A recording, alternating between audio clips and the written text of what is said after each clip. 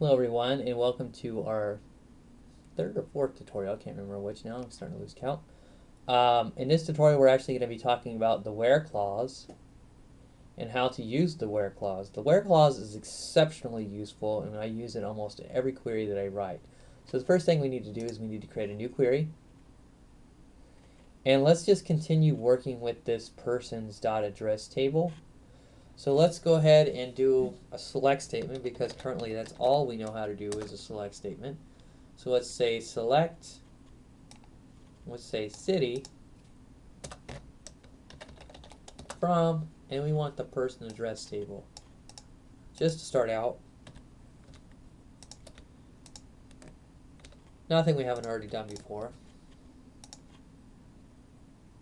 So we have all these cities listed, and we know that we can do a distinct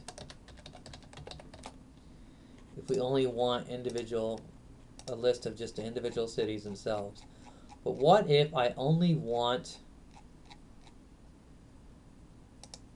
cities where the name is Clay, but I want all the cities for Clay? Like I want all the records for Clay. So what we need to use here is we need to use our where clause. So we're going to say where city equals, and this allows me to type in anything right here. I can type, this allows me to type in a string value is what it's saying. So I can either, so I'm going to type in Clay. So wherever our cities equal this word or this statement or this value, that's the records that we're going to pull back. Now, we didn't get back everything. So let's do this. Let's get back everything so we can see what's going on here. So what you can do, the easiest way is just simply say, click on the columns and say select all those. And I like to format my things nice and neatly. So now let's rerun our statement here. So there's only 2 records for the city Clay.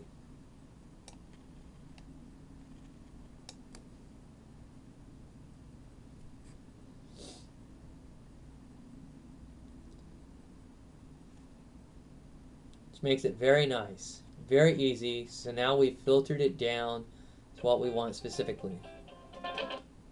Now we know that Paris is a city as well, so let's go ahead and see if we can find Paris. I think I spelled Paris correctly, so let's go ahead and execute. It looks like I did. Alright, so as we can see here that we've got all the data for Paris. There's several records for Paris, so Paris must be apparently a popular place within this database. So a lot of people live there apparently. But now I just want to select just some basic information so I can find some more cities. So what I can do here, since I only have this highlighted, it will not execute my where clause because I do not have that highlighted. So this is another way to just quickly execute a query, like a portion of a query, if you only want to execute that. Now I will say exercise this with caution because it has happened to me where I've accidentally executed the wrong thing. But for now I know that I'm working in this test database and I'm not going to break anything. So I'm going to execute my query. And I want to look at some of these cities. So let's do Kenmore because Kenmore seems to have a good amount of data as well. So let's try that. So now we got all the Kenmores. There apparently only seems to be 13 records that are for Kenmore. Alright, so go ahead and practice using the where clause, and you can use it with other things too, like such as the address ID. In fact, let's go ahead and go over that real quickly too.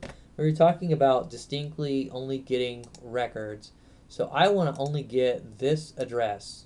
I only want to get this address ID or this record. So I can say I only want to get record 32511. And because this is a value and it's not a string value but an actual number, I don't have to wrap this as a string because it's an actual number and it'll work just fine.